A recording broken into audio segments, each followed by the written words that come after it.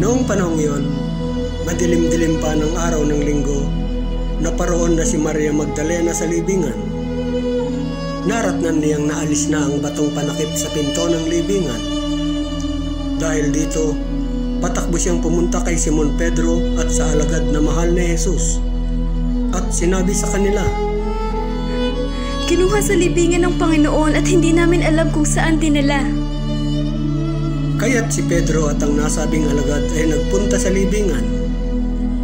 Kapwa sila tumakbo, ngunit si Pedro ay naunahan ng kasamang alagad. Yumuko ito at sumilip sa loob. Nakita niyang nakalagay ang mga kayong lino, ngunit hindi siya pumasok. Kasunod niyang dumating si Simon Pedro at tuloy-tuloy itong pumasok sa libingan.